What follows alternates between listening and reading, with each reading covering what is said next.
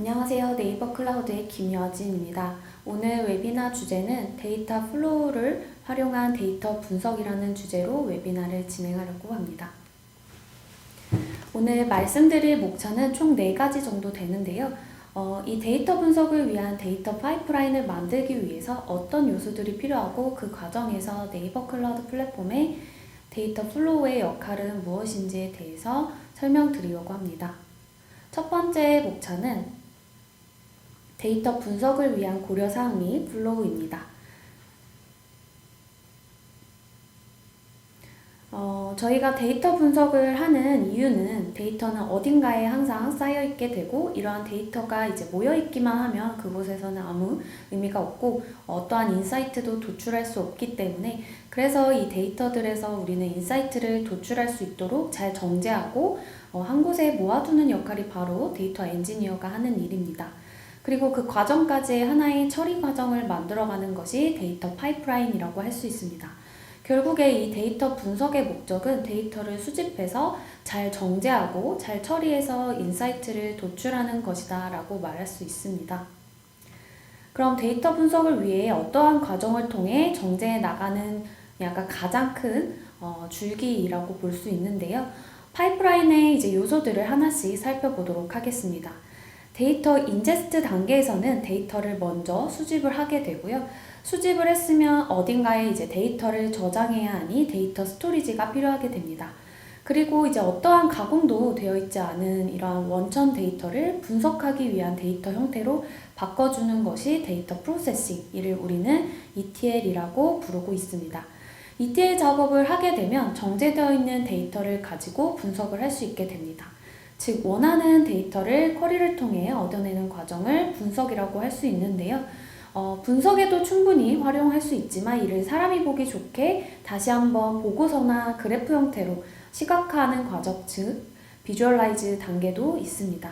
이러한 일련의 과정 하나하나를 사람이 하는 작업은 줄이고 자동화를 해서 이러한 작업을 매일매일 돌면서 데이터를 업데이트하거나 실시간으로 데이터를 쪼개서 업데이트하는 그런 작업을 지속적으로 이제 개선해 나가는 일이 데이터 분석 파이프라인의 목적이자 엔지니어가 이제 해야 되는 업무이기도 합니다.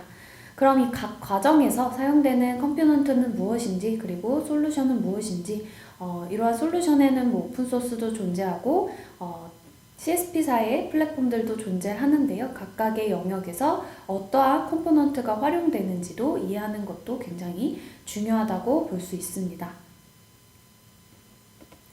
데이터 파이프라인을 이제 저희가 만들기 전에 데이터를 수집 단계에서는 어떠한 데이터를 수집할 것인지 먼저 살펴보도록 하겠습니다.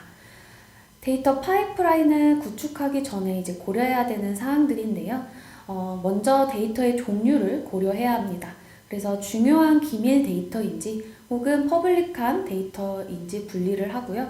그 다음에 이제 이 데이터들이 배치성 데이터인지 예를 들어 하루에 한 번 수집만 되면 되는지 혹은 실시간 데이터여서 실시간으로 데이터를 수집을 해야 되는지 뭐 이러한 데이터 분석 유형을 고려해서 수집을 하셔야 되고요. 어느 환경에서 이제 데이터를 가져오는지 뭐 예를 들면 데이터 센터 안으로부터 데이터를 가져올 것인지 이러한 부분에 대해서 고려를 해야 합니다. 어떠한 방식으로 이제 가져올지도 결정이 되었다면 데이터 분석 플랫폼 인프라 구성에서는 어떠한 데이터 분석 플랫폼에서 데이터를 정제를 하고 처리하고 분석할지, 즉 어떠한 빅데이터 기술을 사용해서 분석을 진행할 것인지 설계를 해야 하는 단계입니다. 보통은 이제 하둡과 같은 저희 네이버 클라우드 플랫폼에 있는 클라우드 하둡과 같은 이러한 컴포넌트들, 다양한 프레임워크들이 포함되어 있는 플랫폼을 이용해서 데이터를 가공하거나 분석할 수 있는 형태로 만들어주고요. 분석하기 위한 정제가 끝나면 정제된 데이터를 한 곳에 모아서 저장하고 분석하기에 이제 용이하도록 어느 스토리지에 저장할지 고려를 해야 합니다. 마지막으로 이제 일련의 이러한 과정을 하나의 자동화된 파이프라인으로 만들지 아니면 어떻게 의사결정을 할 것인지도 고려를 해야 합니다. 그러면 이제 세부적으로 좀 더 살펴보도록 하겠습니다. 세부적으로 좀 더 살펴보면 데이터를 처음에 이제 어떻게 가져올지, 어디 위치에서 가져올지, 예를 들어 API로부터 데이터를 바로 가져올지, 혹은 데이터가 쌓이고 있는 OLTP 기반의 데이터베이스에서 서비스 데이터를 가져온다던가 뭐 이러한 부분도 고려하게 되고요. 혹은 뭐 시스템 로그 데이터나 뭐 ERP 어플리케이션 등에서 데이터를 가져올 수도 있습니다. 데이터 인제스트 단계로 가면 여기서는 이제 다양한 데이터 소스로부터 커넥터를 통해서 데이터를 수집하게 됩니다. 그래서 데이터 소스에 대응되는 커넥터가 있어야 가져올 수가 있습니다. 그래서 어떠한 커넥터를 사용할지 이러한 것도 고려하는 것이 필요합니다. 그래서 이 커넥터를 통해서 데이터를 가져올 때 데이터가 또 유실이 되면 안 되기 때문에 특히나 스트리밍 데이터 같은 경우는 중복은 허용되더라도 유실이 되면 절대 안 되기 때문에 어떻게 이러한 유실을 방지할지 이러한 기술들도 중간에 들어가기도 하고요. 이렇게 가져온 데이터를 이제 변환하는 기술, 예를 들어 스파크라던가 뭐 이러한 기술들을 통해 데이터를 변환을 하는 작업을 하게 됩니다. 그리고 이렇게 변환을 해서 정제가 되면은 이거를 스토리지에 이제 데이터를 저장하게 됩니다. 그래서 저장해서 데이터 웨어하우스나 데이터 레이크를 통해서 데이터를 한 곳에다가 모아두게 됩니다. 그럼 이제 이런 모아둔 데이터를 아웃풋으로 시각화해서 이제 볼 수도 있고 아니면 또다시 한번 정제를 해서 ML 머신러닝에 대한 데이터를 학습하기 위한 용도로 사용할 수도 있습니다. 그리고 이제 이 플로우가 계속 돌게 되면서 머신러닝 같은 경우는 모델이 계속해서 업데이트가 될 것이고 만약에 레포트라면 계속해서 이제 레포트가 최신화돼서 새로운 인사이트가 지속적으로 도출될 수 있는 그러한 하나의 데이터 파이프라인을 가져가실 수가 있습니다. 그래서 이러한 그림에서 볼 수 있듯이 이제 데이터 파이프라인과 ETL의 관계는 밀접한 관계라고 볼 수 있고요. ETL은 이제 데이터 파이프라인의 서브셋으로 포함이 되고 있습니다. 그래서 이제 데이터는 변환, 트랜스폼이 되는 경우도 있고 안 하는 경우도 있고요. 실시간성으로 처리하는 것도 있고 또 배치성으로 처리하게 되는 경우도 있습니다. 그리고 데이터 파이프라인을 통해 가져온 데이터 같은 경우는 뭐 데이터베이스나 데이터 웨어하우스에 쌓는 경우도 있고 혹은 뭐 쌓지 않는 경우도 있습니다. 그래서 이러한 ETL 프로세스를 계속해서 이제 거치면서 자동화할 부분에 대해서는 자동화할 수 있도록 확장성이 높은 어떤 플랫폼도 같이 활용해서 사용하기도 합니다. 그래서 이제 앞서 데이터 파이프라인에 대한 내용을 이제 말씀드리면서 잠깐 ETL에 대한 부분을 언급드렸는데요. 여기서는 이제 ETL에 대한 내용을 좀 더 말씀드리도록 하겠습니다. ETL이라는 거는 이제 Extract, Transform, Load 요거의 이제 줄임말입니다. 그래서 어떤 하나의 시스템에서 데이터를 추출해내고 extract를 하고 그거를 이제 transform 변환하는 작업을 하고 그거를 이제 잘 정제가 되면은 그 데이터를 여기저기 흩어져 있거나 유실이 되면 안 되기 때문에 이런 것들을 데이터베이스나 데이터 웨어하우스에 로드하는 작업, 적재를 하는 작업까지를 우리는 ETL이라고 부릅니다. 그래서 이렇게 한 곳에 모아두는 것이 굉장히 중요하게 되는데 이러한 의미에서 이제 나온 개념이 데이터 레이크라는 데이터 호수라는 개념도 나오게 됩니다. 온프레미스 환경에서 이제 데이터 파이프라인을 구축하거나 ETL을 구축할 때에는 데이터 유실을 하지 않기 위해서 이렇게 하나의 데이터 레이크나 데이터 웨어하우스의 스토리지에 저장을 하게 된다고 말씀드렸는데요. 사실 이제 하나의 스토리지에 저장하는 것이 아니라 이런 설정값들에 따라서 복제해서 또 다른 디스크에 그리고 서버에 저장해주는 그러한 기술들을 요즘에는 사용을 하고 있습니다.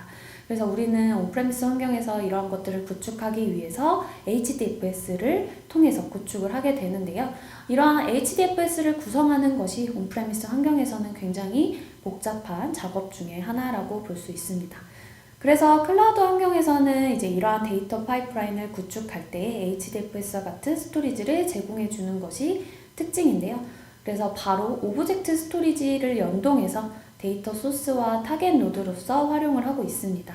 그래서 대용량 데이터를 처리할 때에도 이제 유연한 환경에서 처리가 가능합니다. 그래서 오브젝트 스토리지에 대해서 간단히 말씀을 드리면 오브젝트 스토리지는 지정된 용량이나 제한된 용량에 대한 어떤 제약사항을 고려할 필요 없이 자동으로 이제 확장이 되는 스토리지입니다. 그리고 저장되어 있는 데이터만큼만 비용이 과금이 되기 때문에 이러한 부분에 대해 이제 비용 효율도 가져가실 수가 있습니다. 그리고 접근 방법도 이제 HTTP 기반으로 접근을 할 수 있기 때문에 인증키를 이용해 권한 관리도 가능하십니다. 그래서 이제 서비스를 여러분들이 구축하게 될 때 이러한 클라우드 기반의 온라인 스토리지, 오브젝트 스토리지 상품을 알아두시고 활용하실 수 있다면 데이터 엔지니어로서 이제 관리하거나 구축하는 그런 시간들에 대한 비용을 줄일 수 있어서 업무의 효율을 가져가실 수가 있습니다. 추가적으로 데이터 웨어하우스와 데이터 레이크에 대해 잠깐 말씀을 드리면 이 둘 다 모두 데이터를 처리하기 위한 중간 프로세스와 파이프라인을 관리할 수 있는 환경을 필요로 한다라고 알고 계시면 되는데요. 이 둘의 다만 차이점은 데이터 웨어하우스 같은 경우에는 모든 데이터를 저장하지는 않고 구조화된 데이터 모델로 활용하기 위한 구조화된 데이터만 전처리하게 됩니다. 그리고 데이터 레이크 같은 경우는 비구조화된 데이터 역시 전처리를 하게 됩니다. 그래서 ETL 파이프라인은 보통 이제 배치로 작동을 하고 큰 덩어리의 어떤 데이터를 특정 시간에 한 공간에 저장하는 그러한 작업을 하게 되는데요. 그럼 이러한 데이터 파이프라인과 ETL의 관계를 이제 이해하셨기 때문에 여러분들은 네이버 클라우드 플랫폼의 데이터 플로우에 대해서 알아보도록 하겠습니다. 데이터 플로우는 앞서 말씀드린 이제 ETL 단계 이 부분을 자동화했다고 보시면 됩니다. 그래서 대규모의 어떤 데이터들을 탐색하거나 혹은 추출하거나 변환하거나 전송하거나 이러한 복잡한 워크플로우들을 여러분들이 GUI 환경, 시각적인 인터페이스를 통해서 쉽게 구성을 하고 실행할 수 있도록 지원을 하고 있습니다. 그리고 이제 이러한 워크플로우의 결과를 모니터링하기 위한 서버리스 형태의 완전 관리형 데이터 통합 서비스라고 보시면 됩니다. 그래서 요약해서 말씀드리면 데이터를 수집하고 추출하고 그리고 변환하고 표준화하고 그리고 데이터의 어떤 주소지 타겟을 설정해서 워크플로우를 실행할 수 있고요. 그리고 그 워크플로우 실행 결과를 모니터링까지 할 수 있는 그러한 완전 관리형 ETL 상품이다 라고 알고 계시면 되겠습니다. 데이터 플로우의 이제 파이프라인의 구성도가 아래 그림으로 나와 있습니다. 데이터 파이프라인은 이제 데이터 소스 노드, 그리고 데이터를 이제 변환하는 수집 변환 노드, 그리고 타깃 노드인 데이터 저장소 이렇게 세 가지로 구성이 됩니다. 그래서 소스 노드를 여러분들이 만약에 데이터 카탈로그로 연동해서 지정을 했다면 테이블에서 읽어온 데이터 상세 정보라던가 스키마를 활용하실 수가 있습니다. 혹은 여러분들이 오브젝트 스토리지를 소스로 지정을 하셨다 하시면은 버킷에 업로드한 데이터를 여러분들이 일괄 변환하고 저장할 수 있도록 소스 노드에 지정하실 수가 있습니다. 그래서 이제 이러한 ETL 작업은 데이터 소스에서 데이터를 추출해서 변환하고 그거에 대한 결과값을 타겟 노드에 저장하는 그러한 파이프라인으로 진행이 됩니다. 그리고 데이터 소스나 타겟으로 이제 오브젝트 스토리지라던가 데이터 카탈로그 그리고 클라우드 DB4 MySQL을 지원을 하고 있습니다. 작업을 이제 실행하게 되면 작업에 대한 실행 스크립트와 작업 이력도 남게 되는데 이 부분은 이제 연동되어 있는 오브젝트 스토리지 버킷에 저장이 됩니다. 또 한 가지 이제 트리거를 알아두셔야 되는데요. 트리거는 작업의 스케줄에 대한 정의를 한 파일이라고 보시면 됩니다. 그래서 여러 개의 어떤 잡들과 여러 개의 워크플로우를 생성하실 수가 있고요. 데이터 플로우의 대시보드에서 여러분들이 실행 현황을 모니터링 하실 수가 있습니다. 워크플로우 같은 경우는 이제 여러 개의 작업을 순차적으로 이제 연결을 해서 작업 스케줄, 트리거에서 건 스케줄을 이제 통해서 이벤트를 실행하고 처리하게 됩니다. 그래서 워크플로우는 다수의 트리거와 다수의 작업들을 조합해서 구성하도록 설계가 되어 있고요. 하지만 이제 현재 릴리즈에서 저희 릴리즈에서는 워크플로우 1개, 트리거 1개와 작업 1개만 구성할 수 있고요. 향후 출시되는 이제 릴리즈에서는 다수의 이제 트리거나 작업 구성까지도 개선될 예정입니다. 다음은 이제 데이터 플로우의 데이터 파이프라인 구성 순서인데요. 제가 요거는 이제 콘솔에서 작업했던 내역을 이제 캡처해서 게재를 해두었습니다. 첫 번째로는 여러분들이 이제 워크플로우를 설정해서 데이터 파이프라인을 이제 구성해서 스케줄러까지 설정하고 모니터링까지 할 수 있는 그러한 내용에 대해서 넣어봤는데요.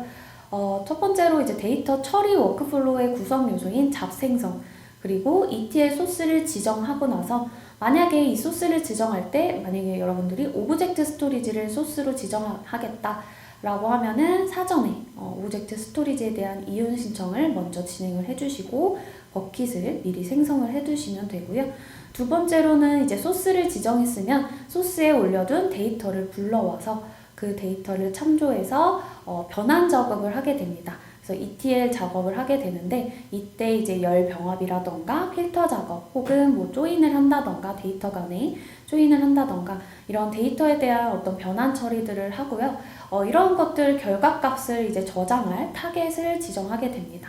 이게 타겟을 이제 여러분들이 오브젝트 스토리지로 지정을 하게 되면 그 타겟은 버킷을 지정해 주시면 되고요. 그리고 나서 이제 얘를 실행하기 전에 트리거를 통해서 스케줄링을 거실 수가 있습니다. 그래서 매일 걸 건지 아니면 매주, 매월 이런 실행 주기에 대한 옵션도 지원을 하고 있고요. 실행 옵션은 주기를 실행할지, 주기로 실행할지 아니면 특정 일에 한 번 실행할지 혹은 이런 실행 옵션을 없앨지 이러한 세 가지 옵션을 지원하고 있기 때문에 여러분들이 원하시는 그런 옵션들을 지정해서 트리거를 생성해 주시면 되고요. 워크플로우에서는 실제로 이제 위에 생성한 트리거들을 실제로 실행하고 작업 스케줄을 예약하고 이벤트를 처리하는 단계입니다. 그래서 워크플로우에 들어가서 실행 누르게 되면 여러 잡들, 여러분들이 생성한 여러 개의 작업을 순차적으로 연결해서 실행을 하게 됩니다. 그래서 워크플로우 실행을 통해서 실제 데이터를 가져와서 변환 처리 작업까지 수행하게 됩니다. 이렇게 수행된 결과는 이제 대시보드에서 실행 현황을 모니터링 하실 수가 있습니다. 그래서 만약에 성공하게 되면 성공이라고 뜨고요.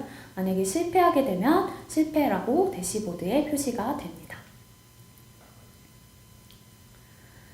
다음은 이제 데이터 플로우의 특징에 대해서 설명드리려고 합니다. 데이터 플로우의 이제 특징인데요. 데이터 플로우의 특징에서는 이제 데이터 플로우의 환경 그리고 제공 기능에 대해서 나오게 됩니다. 데이터 플로우의 환경과 제공 기능에는 일단 환경부터 말씀드리면 GUI 환경이라고 해서 이제 사용자가 시각적으로 사용하기 편리한 그런 인터페이스를 제공한다라는 게 특징이고요. 그렇기 때문에 이제 여러분들이 별도의 어떤 변환 작업을 할 때, 데이터에 대한 변환 작업을 할 때 코딩이나 뭐 쿼리를 통해서 어떤 잡들을 생성하지 않아도 이 GUI 환경에서 클릭만으로도 쉽게 변환할 수 있는 게 가장 큰 장점이자 특징이라고 말씀드릴 수가 있고요. 두 번째로는 이제 서버리스 방식이기 때문에 얘도 역시 트리거를 생성해서 내가 원하는 특정 이벤트의 경우에만 과금이 되도록 하는 그러한 구조로 데이터를 처리할 수가 있고요. 세 번째는 이제 타 상품과의 연동 구성입니다. 그래서 소스로 데이터 카탈로그라던가 오브젝트 스토리지라던가 클라우드 DB4, MySQL을 지정하실 수가 있기 때문에 타 상품과의 연동 구성도 가능하시고요. 그 다음에 이제 제공 기능과 메뉴에 대해서 6가지가 나와 있는데 요거는 이제 콘솔에서 확인할 수 있는 메뉴들입니다. 그래서 어떤 메뉴에서 어떠한 기능들을 이용할 수 있는지에 대해서 넣어놨기 때문에 콘솔에 접속하셔서 이 6가지의 메뉴를 참고해서 보시면 되겠습니다. 오른쪽 그림은 이제 여러분들이 데이터 워크플로우에 대한 어떤 파이프라인 구조를 좀 요약해서 넣어놓은 그림이라고 참고해 주시면 될 것 같고요. 이제 데이터 플로우의 5가지 특징에 대해서 본격적으로 나오게 되는데 일단 데이터 플로우에 대한 개념을 한 번 더 한 줄로 요약을 해두었습니다.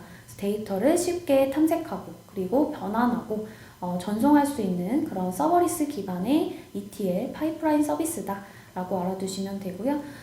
네이버 클라우드 플랫폼에 이제 데이터 플로우를 여러분들이 사용하시게 되면 아무래도 데이터 변환을 할 때 스파크라는 이런 프레임워크 등을 통해서 스파크 잡을 제출하거나 하셔야 되는데 이런 것들을 사용하지 못하셔도 GUI 환경을 저희는 제공을 하기 때문에 GUI만 사용해서 여러분들이 데이터를 변환하는, 데이터 처리하는 데 사용이 가능하셔서 데이터 처리할 때 굉장히 효율적으로 사용 가능하시고요. 그 다음에 이제 다양한 소스로부터 이제 커넥터를 통해서 다양한 유형의 데이터를 수집할 수도 있고 또 목적에 맞게 변환하고 저장할 수가 있기 때문에 여러분들이 이제 데이터 집합을 관리 가능하도록 구성하실 수가 있습니다.